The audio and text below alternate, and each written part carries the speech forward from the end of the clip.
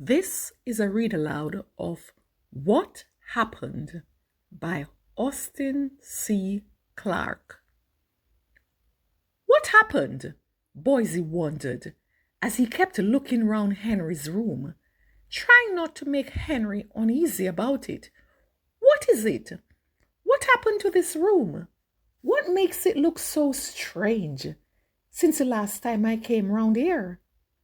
The last time was soon after Boise had bought his second-hand station wagon. Or was it? No, he had come back after that day, the afternoon of Henry's wedding, to drive him to the church.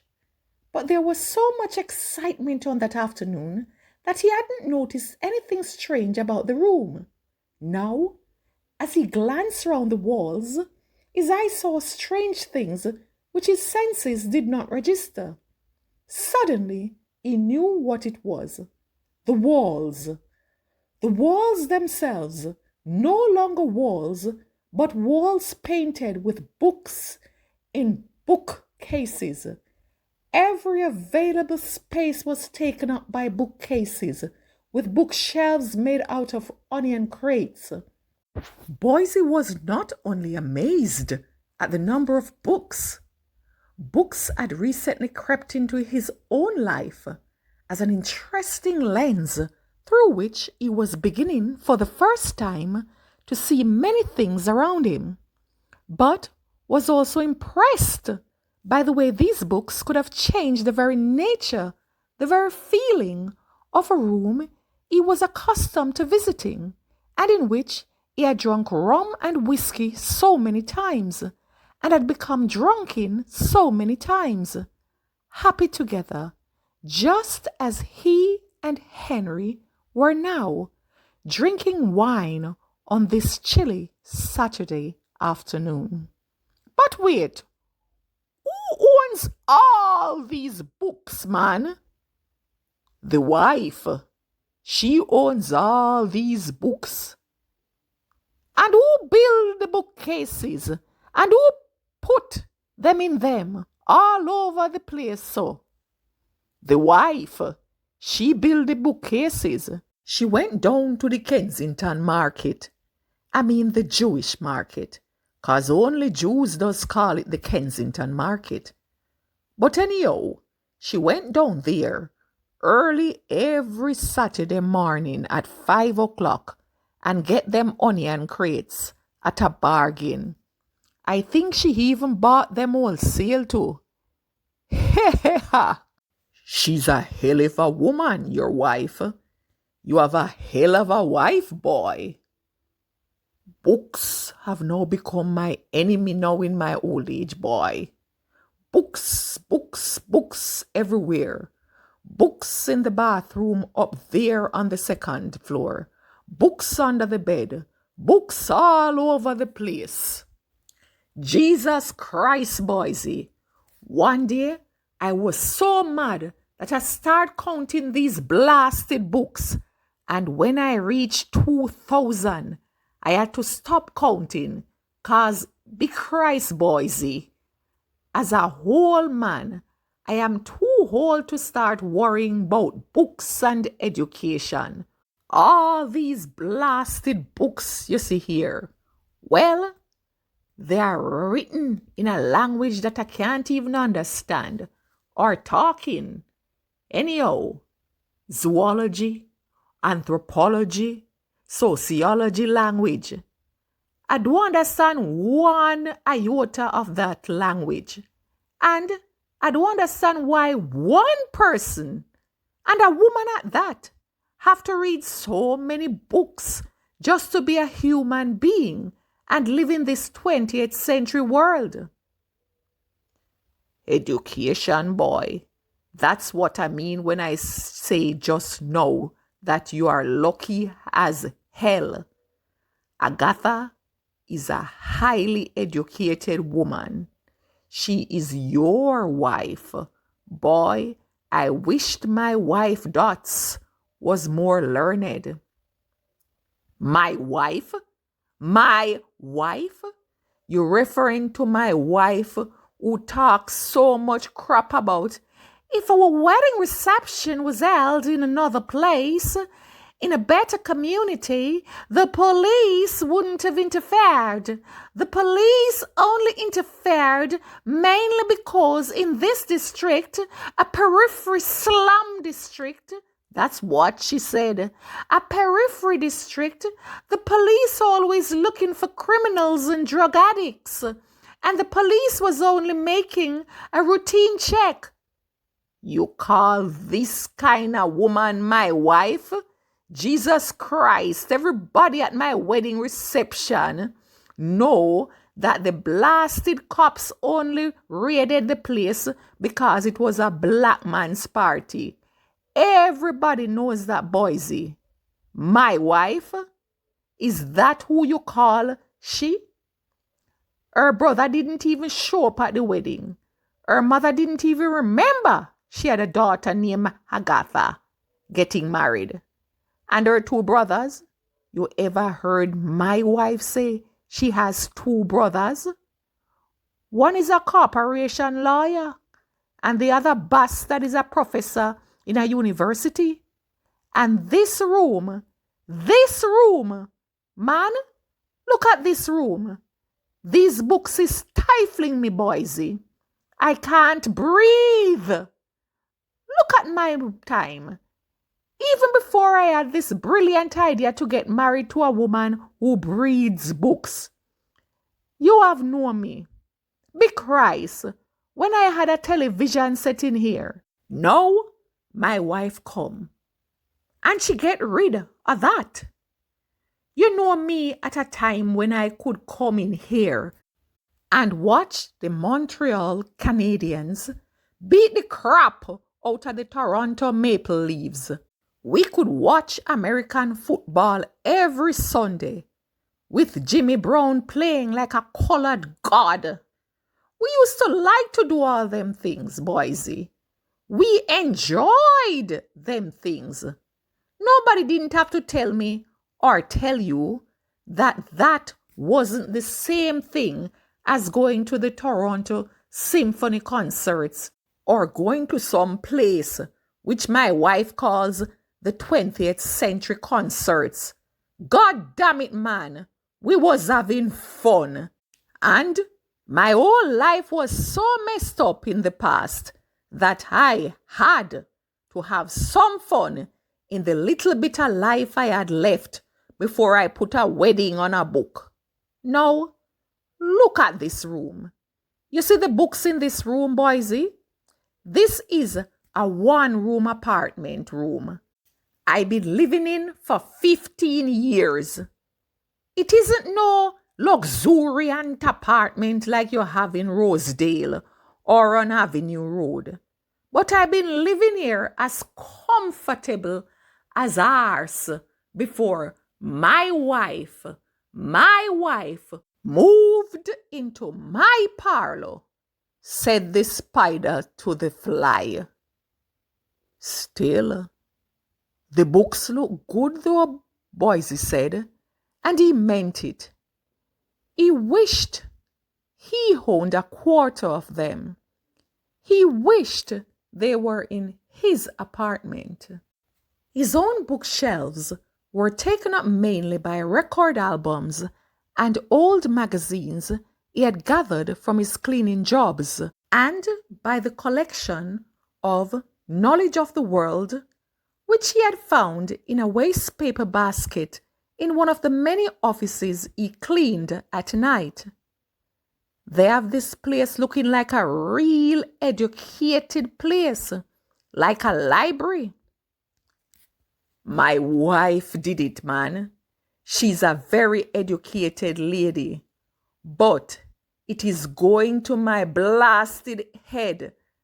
And to make matters worse, she come telling me she just came first in her class at the university and she's this big blooming genius.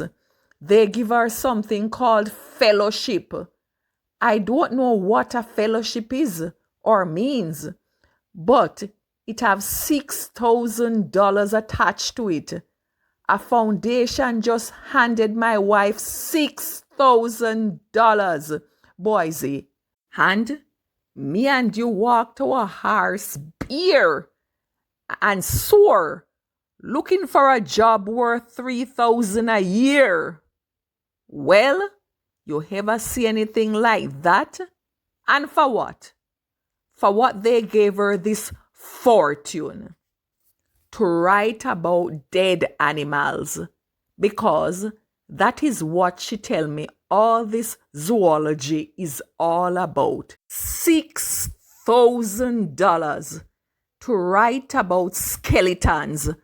Boise, in Barbados, we buries dead animals, man.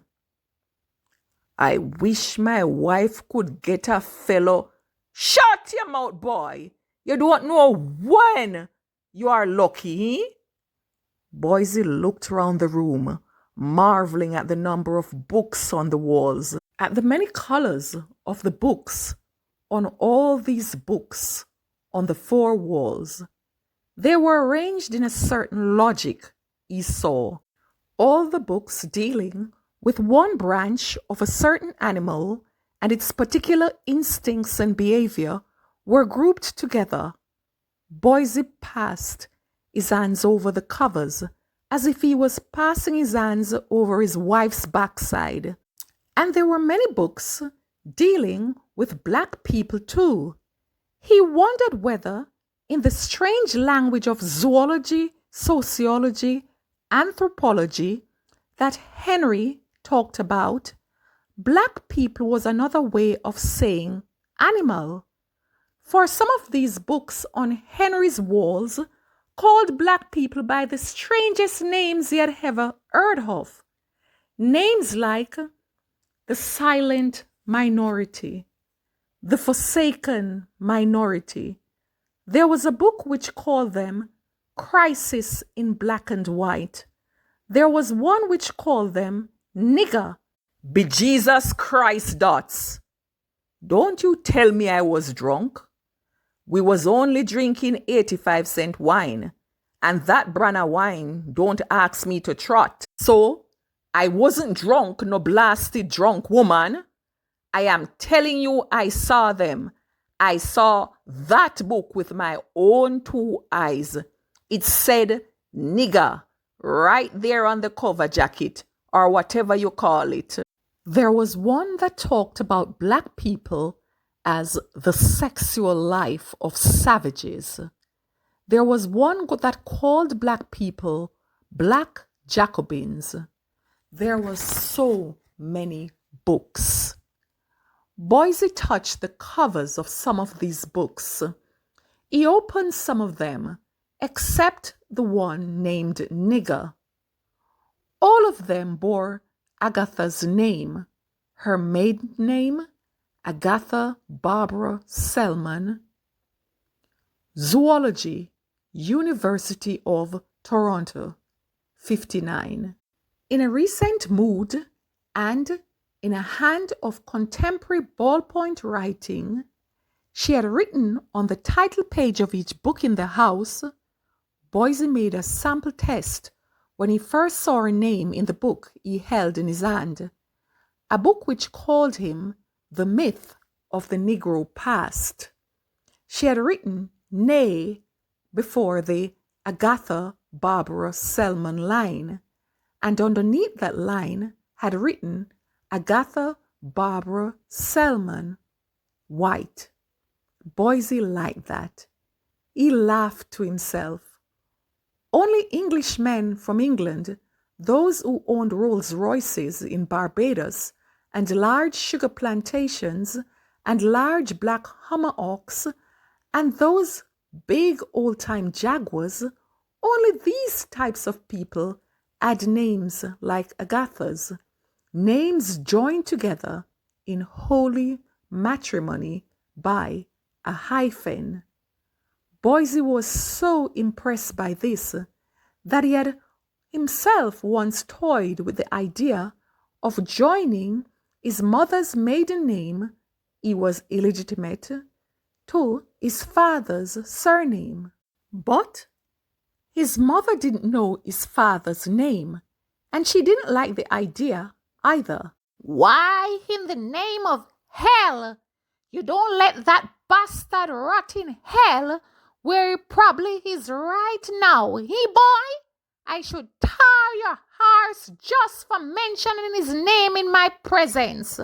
Boise sprung up off the stool. His drink spilled, a little of it. Hey, that is you! Christ! This is you, man! He was pointing at a piece of paper torn from a large notebook. The broken holes from the rings were visible, on which was a drawing of a black man's head and shoulders done in charcoal. The lips of the black man were very thick. They were painted in the charcoal of reddish purplish rouge. The hair was very bushy, but in a way the face looked like the face of a white man, except that it was painted black. Boise looked at it for a long time, and when he was sure that he could really see something of Henry in it, he turned round, faced Henry, and said, somewhat unnecessarily, "This is you, Henry." "My wife again. She's an artist too." Boise looked at the drawing and then at Henry. He did this 3 times. What happened? What is it? He wondered. And then finally, you could hear him breathing heavily with relief. He saw it. The hair. Henry had allowed his hair to grow long. The drawing had given him up. And then Boise saw it in the flesh. This is what was worrying him since he arrived. The hair, man! The hair! Boise was chuckling. "Man, you look like one of them hippies, beatniks up in Yorkshire Village. Or like that fellow from the States, Ginsberg, or Rap Brown, the Black Power fella. You look like the brother of Rap Brown, man." And Boise again laughed, ridiculingly, laughing and holding his head to the floor. Then pointing at Henry, and then laughing some more. "Man, you need a serious haircut, bad, bad, bad." "My wife, she likes it long so. My wife says it makes me look like a real Afro-Canadian. Me, an Afro-Canadian. I don't even like the word African. And I sure as hell don't want nobody to know that I come from there. Hell no. I is a West Indian. But this picture make you look like an African. That's it. You look like a Watusi." Agatha had said the same thing, exactly, word for word. "That's it. You look like a Watusi."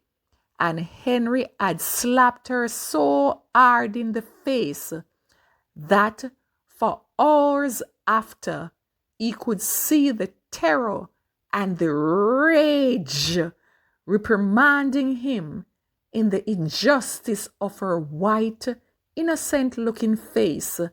And Henry had screamed when she said, "No white man is innocent, man or woman." "Never again do you ever call me an African. You hear me, woman? I do not call you a Hebrew or a Jew." But now, coming from Boise, it had perhaps told him something of the past and of the truth. And if Boise could see it, and Agatha, who was not supposed to see it, could nevertheless see it, then it must be the truth. Henry began to like the idea that he looked like an African. The tension, the guarded replies he had been giving to Boise's questions. After all, he had known Boise longer than he had known Agatha. And the sarcasm in his voice when he mentioned his wife's accomplishments, all this now disappeared. It was as if something of the pressure of his recent marriage had been unlocked from his soul. Boise got up from the footstool and inspected the pictures on the walls. My wife made that stool too, Henry had informed him, this time with some of the pride of association in his manner and voice. Bought it down at the crippled civilian's bargain store. Came back here, eager as a beaver. Throw a coat of paint on the thing. Rush back down in Eaton's basement bargain store and brought back that African-looking cloth you now see on it. Man, and now, when her friends come here, they all want to buy it from her for $50 or more. One of these days, when she ain't here, I going sell the footstool and play poker with the money. Ha ha ha. But she paid $1 for the stool, 50 cents for the cloth on it.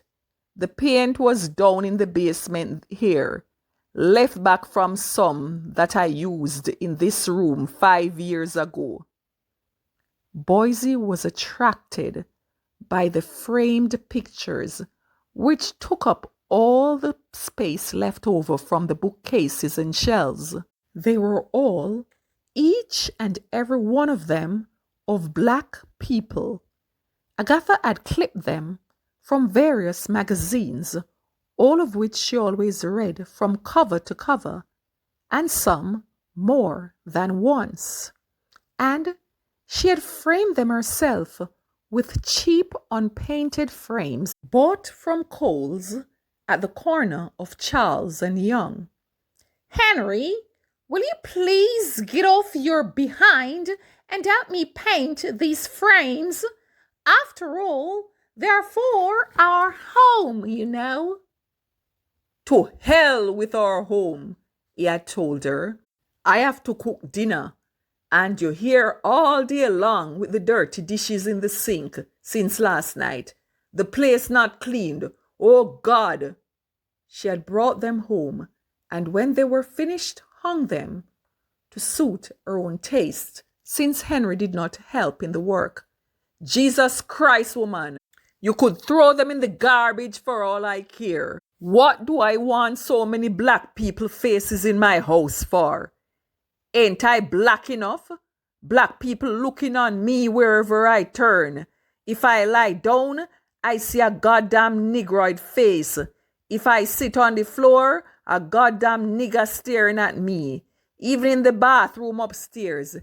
It ain't my private bathroom. Or private bathroom even. Before I met you, I never had so many black people pinned up on my walls. Woman, are you out of your cotton-picking goddamn mind, Agatha? She had left them there to decorate his room, of which she was so proud, and of which she wanted him to be proud. But the only picture Henry ever had on his walls was that one of himself, in the uniform of a porter on the Canadian National Railways, in the pride of reminiscence, when he was adjudged Porter of the Year. In this picture, he was shaking hands with the Prime Minister of the country, and there were also, not on the walls, but on his dressing table, 3 or 4 photographs of Agatha at various stages of her academic development, in penguined white and black, intellectually unfashionable, in Henry's book. Boise was standing up again. He was studying the framed pictures. I see the great Elijah Muhammad man. He's a great man for black people, and Elijah ain't shit. And for white people too. And this must be Malcolm X. He's a giant, according to an article I read in Life and a program on television. He ain't shit at neither. And who is these 3 black children? Girls. Ask my wife. What I mean is, do she know them? Knows them? Where the hell would she meet 3 black girls? Up in Forest Hill where she come from? Do you see black girls living up in Forest Hill with the Jews? Boysy, look. Don't talk blasted foolishness. Do. You're talking like a white man now. Man, she teared them out of some goddamn magazine she reads. Man, look down there on the floor and see the magazines she read. Boysy, don't you understand yet the brand over-educated woman that I am living with in holy matrimony? My goddamn wife tore them 3 Negro girls out of a goddamn magazine because, as she say, and I using her goddamn words now, they're beautiful. They're beautiful, Boysy. That's what she tells me. They're beautiful, black and beautiful. No, man. Look, be Jesus Christ, at these 3 blasted, half-starved little bitches and tell me if you see anything beautiful in the goddamn hunger and undernourishment expressed in their faces. Look, man, look, god damn it, don't be scared to look the truth in the face, 'cause I want to find out something. I want to find out if I am going stark crazy mad. All 3 of them girls are teethless, toothless. One is wearing rags, the other 2 not dressed much better. Do you see beautiful things in that? Do you? And every goddamn morning when I open my eyes rest first on them 3 hungry Negro children from the South. And my wife tell me, they're beautiful. Boysy, serious now. Do you think that my wife is trying to tell me something? You mean that since you is a black man and them 3 girls is also black, that your wife is Boysy? You want to hear something? You is a genius. You are more educated in my book than Agatha with all the PhDs, all the MAs, all the BAs behind her name. She's trying to give me an inferiority complex, Boysy, and she's calling it beauty. I do not see one beautiful thing in being poor, in being black, in being hungry. I happen to have been born this way, black, poor, and hungry. And God blind me, I don't want nobody to mention it no more, 'cause I can't change it. And be Christ, neither can you nor her. I am a West Indian. Henry had by now worked himself into a shaking rage. Something, my God, Boysy, I am here trying to catch a little shut-eye after a hard night out gambling, and all night long, from 1 o'clock till 3, 4, 5, sometimes 6 in the morning, all I can hear is tap, tap, tap, tap. Agatha on the typewriter writing another essay. Man, she have 50 essays already in this. And he rushed to the steel filing cabinet and pulled open its 4 drawers and showed Boysy the drawers crammed with essays. Boysy took one out and it said in red ink, "Excellent." He pulled another one out from a different drawer and it said, also in red ink, "Very good indeed." Henry put back the 2 essays and slammed the 4 drawers shut. Miss Diamond, the landlady upstairs, somewhere among the fumes of her house cleaning and her house cleaning heather artificial scents, asked, "Is somebody knocking, Henry?" Henry merely said, so she couldn't hear him, "God damn you, you two." He went back talking to Boise. "I closes my eye. I hear tap, tap, tap. I open my eye and I see those 3 black. You don't know, God blind me."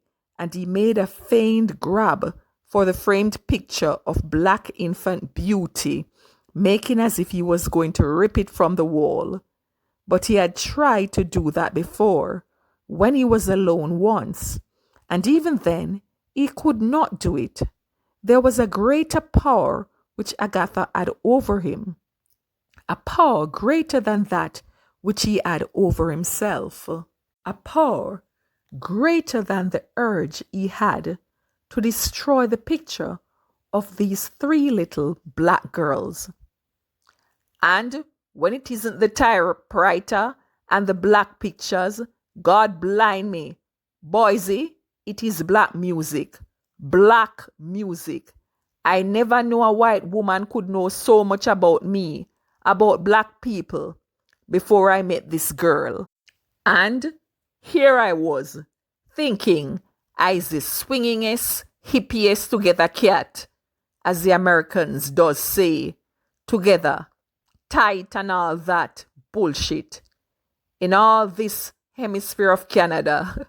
And no, look, a little white woman, Jesus Christ, a little pretty Jewish, Barbara Selman hyphen White, God damn it, is going to come now and tell me, quote, that jazz in the early years, what is now known as traditional jazz, was betrayed because the people who used to play in the nightclubs and popularize it were only Creoles, half white, half black, colored people, mixed up people, and they were therefore not racially nor culturally, you hear them 2 terms she uses on me, Boise, racially nor culturally free, liberated to do the same thing that the bird, Jesus, Jesus, Jesus. You hear the word? That is her exact word. Not Charlie Parker, as we lesser mortals know him by, as most people know him by, but the bird, not liberated to do the same thing that the bird did for jazz in the 40s and the 50s. Man, I feel I am under a microscope 24 hours a day. That woman knows too much about my pedigrees. I don't feel safe, Boise. She's a great woman. You married a wife, boy. Her wife? Again, Miss Diamond upstairs mumbled something about a caller calling. Henry lowered his voice and sat down. He took a piece of paper from his pocket. It was a page from an expensive writing pad. Agatha's new name, Agatha Barbara Selman White, was embossed on the top. There was no address on it. Henry, do you really think I'm going to spend the rest of my life in this goddamn slum, eh?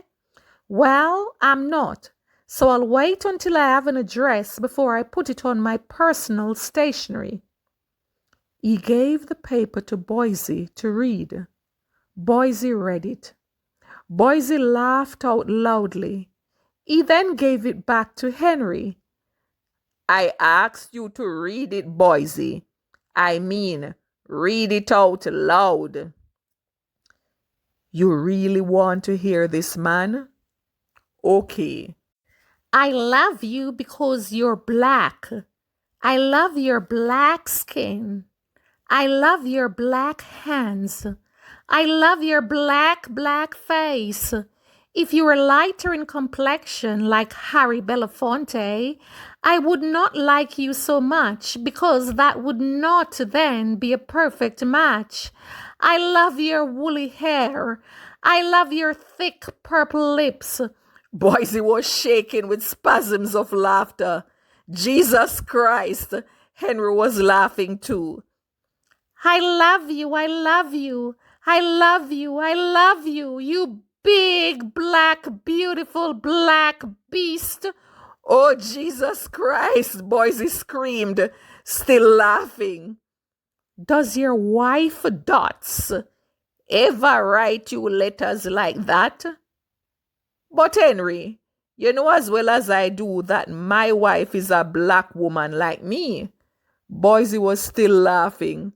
He couldn't read any more of the letter. He was laughing so much. But he glimpsed this line. And I love you. And I love the way you make love to me. And Man, it must be a hell of an experience to be married to a white woman, eh? You better believe it. Ha ha! You black beast!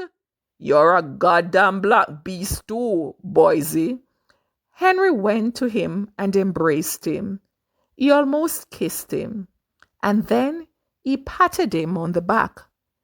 Let we go to the Paramount for some chicken wings and draft beer, man. We have to celebrate. We're the same two black beasts anyhow. He took a $20 bill, which Agatha kept in a jar on which was marked on a piece of adhesive tape the color of white skin, so said the advertisement, in her firm, clear printing, entertainment, luxuries, the Paramount Tavern, and Henry. Boise noticed it and laughed to himself, but he also made a mental note to have his wife, Dots, prepare one similar to this, with the exact wording, on the top shelf of his built-in bookcase. The idea appealed to him as a good one. I'm going to spend $20 on you tonight, Boise. Look, I have 20 to spend on you too. Boise left his station wagon parked in front of Henry's rooming house, and they walked, arms round each other, close as friends, close as rotten peas in rotten pod, clear and honestly friends. Henry tipped his hat to the old man who came round begging for empty bottles. Boise handed him a quarter and called him brother. Drinking together, they had not only become drunk often, which was a natural consequence of the amount of bad, cheap liquor they had consumed, but more important, they had opened the most personal secrets and actions of their lives to each other. As they had opened bottles of 95-cent wine, this was the kind of friendship there was between Henry and Boise.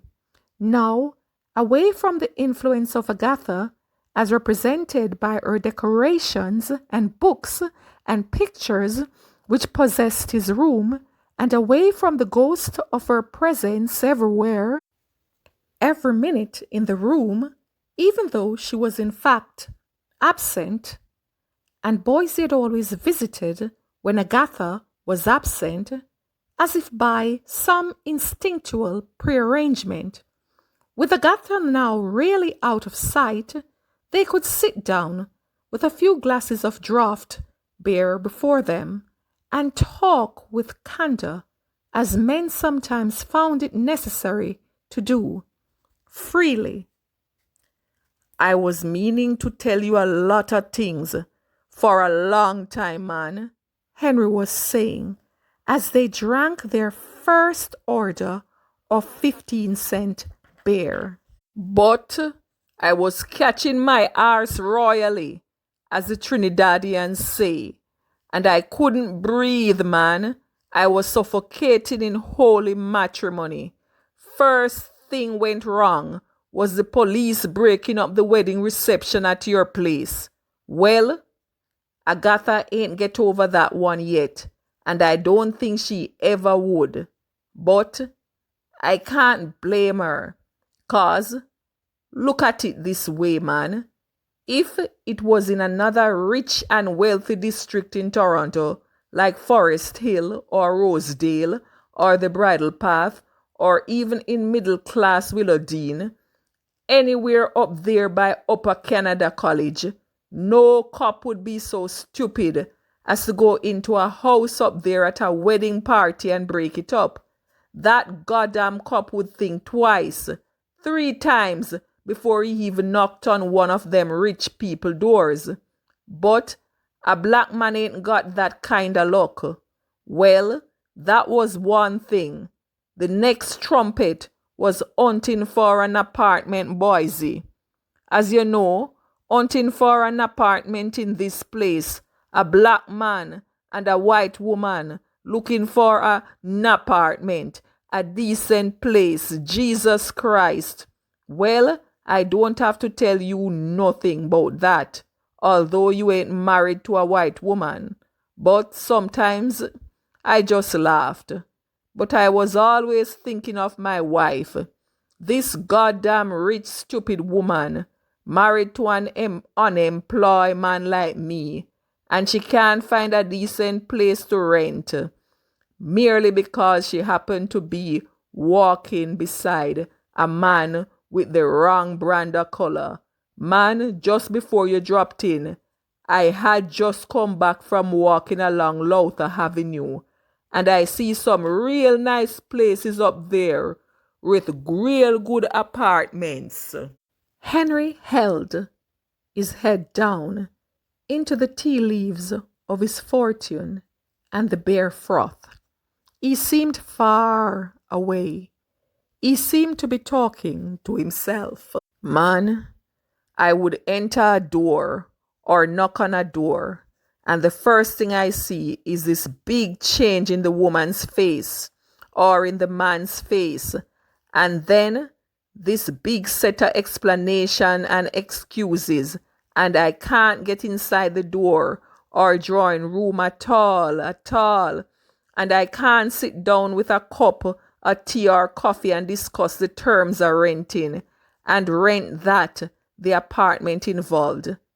I can't behave like a human civilized being. I gotta see the apartment, and before that son of a bitch could change his mind, before his goddamn eyelids blink, I gotta shout, I take it, and hope be Christ that the man get frightened for me and rent me the stinking room. And afterwards, because I haven't had time to look the place over good, I hope be Christ that I have not rented a pigsty for rats to live in with me. And I see other people sitting down, discussing apartment terms and rent. I see a lot of people doing it. I walk all over this city, and I see other people sitting down in living rooms, man and wife, man and common law woman, discussing a problem like human beings. And I see these goddamn immigrants get off a blasted boat from some jungle in Europe or in Australia or in South Africa. Be Jesus Christ, I see all that. And I see too that in 2 days, 2 days later, God blind them, they're walking about Boar Street and all over the city as if they own the whole Canada. That is the kind of arrogantness I can't understand about white people at all. And a friend of mine who went up to England, he come back here in Canada and said the same thing does happen in England. The paper's telling you every day that it does happen in the States, morning, noon, and night, all over this white man's world. But I can live through this because I is a West Indian. If I was a Negro, I couldn't live through it at all. Not if I was a born American. I mean, Boise man, Jesus Christ. Certain times, a certain time does come in your life when you want to relax, when you want a nice place that you could afford. You want to ease up off a hustling. You want to put down roots, put down the placards and ease up off a picketing and demonstrating. Agatha is a nice woman, after all is said and done. She wants a nice place to live in. Some old house that we could rejuvenate and rehabilitate like some they have on Collier and Elgin streets. Everybody don't like to live in those factories called apartment blocks, cause that is what I was just going to mention, Henry. They can't refuse you an apartment because of color, race, creed, breed, or anything. The government passed a law saying that this is nullify and void, man. Only if it is a private house, like the places you mentioned, well, they could do that because a man's house is his castle. But not in a place with more than 6 units for rent. Not in a place with more than 6. What the hell are you talking, white man? You're talking like a white man. Man, don't you know that the government talks a lot of crap about 6 units and apartment blocks? And they write more crap than that in the law books too? If the government wants to find out, let the government ask me. Let the government ask me, Henry White. Let the government walk boat with me one of these nights, even tonight, right here in Toronto, on any street, and I will show the government some apartment in this city where no law don't apply and no black man can get through the door. Man, it is as hard for a black man to get through the door than for you, Boise, to get inside a virgin, if you want to know the truth of the matter. That's a hard thing to say about your government, Henry. My government? Henry looked at him as if he was excrement. Are you goddamn turning into a white man? He asked Boise. Just because you're hustling a cleaning job? You're becoming one of these conservative black men that I hear about? Me? Hell no, man. Well, don't talk crap then.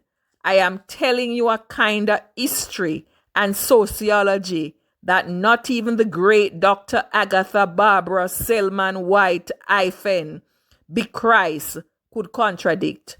One night, man, listen, one night I spit in a white woman's face just because she was about to close her blasted door before I had time to tell her what I wanted. I was tired of having doors slammed in my face, man. That night, I would have do anything to keep the door from slamming. Another night, God blind me, Boise. I was sitting down here. I was so mad that I grabbed this bastard by the scruff of his European neck. And be Jesus Christ, if my wife wasn't there beside me as a witness, probably I would have killed that bastard. Dead, dead, dead. Be Jesus Christ. This thing does do some funny things to a man's mind, Boise. I am talking about the effects, man. The effects. One night again, I was so pissing mad that I went back to the house on Huron Street where the woman played the fool with me, and I painted a red swastika sign on her front door. The front door was, unfortunately, white. You do what? Boise lost his breath and part of his voice. On the door. But was the woman a Jew? No, she didn't even have a Jewish name. I didn't remember to ask her. And you still painted a Nazi sign on the woman's door? It was the only sign or symbol I could think of that would scare the living crap out our pants. A Nazi sign? Red as blood, like the communists. It was a pretty swastika too. I took me 10 minutes to paint, and he laughed out. Some neighbors drinking nearby held up their heads to the noise, but they soon held them back down, or had them pulled back down by the weight in the drinks before them. The next day I even saw it in the papers. Yes, Boise said. The papers said Toronto was getting a Nazi party just like the States, and that Jews. I laughed my goddamn head off. Henry laughed to show Boise how he had laughed then, and then he took a long draught on his beer glass. And when I sit down sober-like and face these things, I don't like to know what's happening to me, Boise. I don't want to know. Living with that woman, God bless her, is like standing up in front of a life-size looking glass that is not a looking glass, but is really a life-size X-ray machine. You see things that does make your goddamn heart bleed. I started to think so much these days. Boise, the moment I sit down, I start one big thinking of life in funny ways, and I start talking to myself in funny ways that I never found myself talking to myself in before. If I stand up, I start thinking. I go into the bathroom, still I am thinking. I am sleeping and I am thinking. And you know what? I am thinking all the time. Murder. Something inside me, Boise. Something big and terrible. Some damn thing inside here, in this heart, is trying to get out. It didn't come out that night when I laughed at the European whore who slammed the door in my face. And you know what I did that night, Boise? I walked 3 miles to find a library that was open, 'cause I had to prove a certain point. I looked into one of them election rolls with the names and streets and the people living in a certain electoral district. And by Christ, all the names on the street with the slamming doors, all the doors that won't open, all the names were mostly European immigrant names. Chucks, Chicks, Gowskis, Chevs. God blind them all, man. They are lucky I didn't burn the whole street down. So, as I was telling you, Boise, I have to express these feelings. He paused to sip his beer. Boise sipped his too. They lighted cigarettes. I don't want to make like I am suddenly this big kind of writer or anything. I don't want to make you feel that I am an important writer like that fellow from Barbados or the other fellow from Guyana. I don't even know if I have it in me to put two ideas side by side and make them make sense. But there is something in here that I have to let out in the way only a writer or a poet could let out things. He fumbled with his drink. He thought for a while, and then he said, "Let me show you something I have here on a piece of paper, Boise. I've been jotting down things like in secret a long time now, since I've been getting these funny feelings I just tell you about. I want to read it, and don't mind it is written in a poetical kind of form and rhyme. Man, don't tell me you think you is a writer now. You're playing like you is Shakespeare the second. And Boise laughed at him, a ridiculous laugh. It hurt Henry very much, but he had already handed him the paper with the poem. Boise took it, still laughing, and unfolding it at the same time. It was a poem that Henry had dedicated to Agatha. When Boise saw this, having remembered all that Henry had said about Agatha, he said, "But you dedicate the thing to Agatha?" "She's my wife, man." "Oh, that's exactly what I mean. You dedicated this thing to Agatha after cursing the woman so bad, and..." But Boise said no more and read the poem instead. The poem said, "But was it really time that killed the rose of our loves? Was it time? And was it time to die? Is it time? This rose?" It was not, could not be time. Time has no power over roses, or over love, or over me, or over you. Time has no gun over love and beauty. Boise handed it back to Henry and kept silent for a long while. He raised his head from his glass and said finally, "Man, I didn't think you liked roses so much." The end.